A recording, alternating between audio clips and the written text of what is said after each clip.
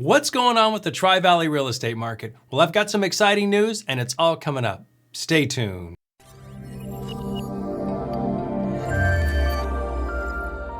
Hi, I'm Warren Oberholser with RE/MAX Accord. I'm located in the East Bay Tri-Valley area in Northern California. My channel is about helping both buyers and sellers get maximum results for one of their biggest investments, their home. The stats are in for April 2020. Now, this is our first complete month since we've been in shelter-in-place order. A lot has happened. Let me bring you up to speed. Let's first go over the comps, and then I'll discuss the new positive changes that have occurred for selling real estate. Before I begin, I want to point out all the data I'm going to go over with you has been provided by David Stark from Bay East Association of Realtors. David and the whole team at Bay East have been working 7 days a week getting important information to realtors so we can be abreast of all the changes and guidelines to follow as we're in the shelter-in-place order. Let's start off with the comps. In order to understand and appreciate where we are now, we'll need to visit last year's comps so you can have something to compare and measure to. All the stats I'm going to go over reflect single-family residents. Condos and townhomes are not in this. By the way, please post any questions or comments below, especially if it's something I didn't cover. I do my best to get back to you within 24 hours. In 2019, the Tri-Valley real estate market was basically a flat market. We didn't see any real rise in sold prices. It was also interesting to note that the days on the market were longer. It appeared the buyers started to push back a bit by seeing less multiple offer activity. And again, the overall purchase price remained the same for that year. However, this all changed in the beginning of 2020. We started out with less inventory, less active days on the market, and more multiple offers. This resulted in sold prices going up compared to last year. Then when shelter-in-place occurred in the middle of March, this caused a shockwave to our world economy and the real estate market. So what were the effects on the real estate market? In the beginning with shelter in place, we had major access issues to the property. In fact, occupied properties were denied access completely. This created issues for appraisers and home inspectors to do their job properly. In general, sellers were reluctant to have people walk through their homes, and buyers were also reluctant to tour properties,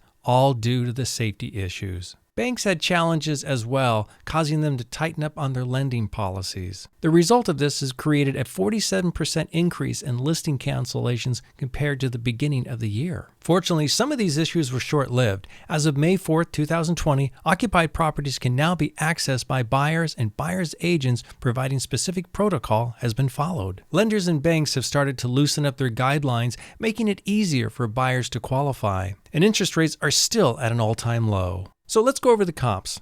I'm going to compare the complete month of April 2019 to the complete month of April 2020. Homes for sale in 2019, we had 666. In 2020, we had 385. This is down by 42%. The median sales price in 2019, it was $1,200,000. In 2020, it was $1,218,500. This is a 2% increase.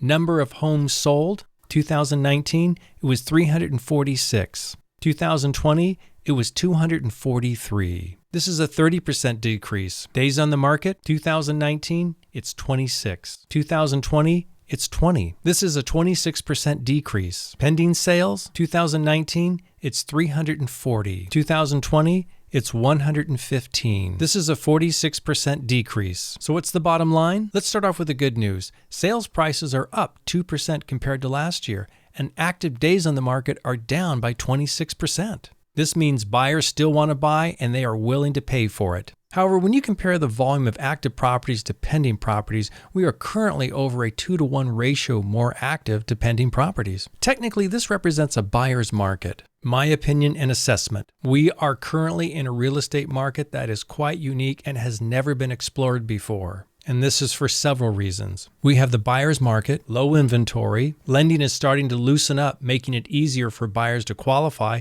and interest rates are still at an all-time low. More properties will be going on the market since we can now enter occupied properties, and statistically, more properties should be going on the market as we enter into the later part of spring. The purchase price has gone up 2% compared to last year. So buyers want to purchase and sellers want to sell. It's important, if you want to sell your home, you know exactly what your local real estate market is doing. For example, if you look at days on the market All cities are down except for Pleasanton, which is up 91%. If you're planning on listing your home anytime soon, you need to sit down with your realtor and have a thorough understanding how the market is performing in your neighborhood. This way you can price it accordingly and hopefully generate lots of buyer activity. Of course, you'll also want to make sure that your property is well prepared. So where will the real estate market be by the end of the year? This is the wild card that nobody has an answer on. And yes, many are speculating. One thing you have to realize, this isn't the same as the 2008 real estate crash. Remember, that was primarily due to the subprime mortgage debacle resulting in skyrocket interest rates.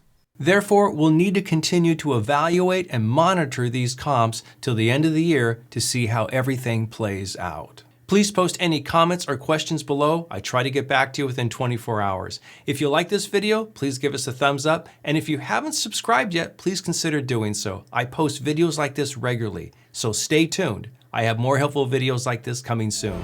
Thank you so much for watching.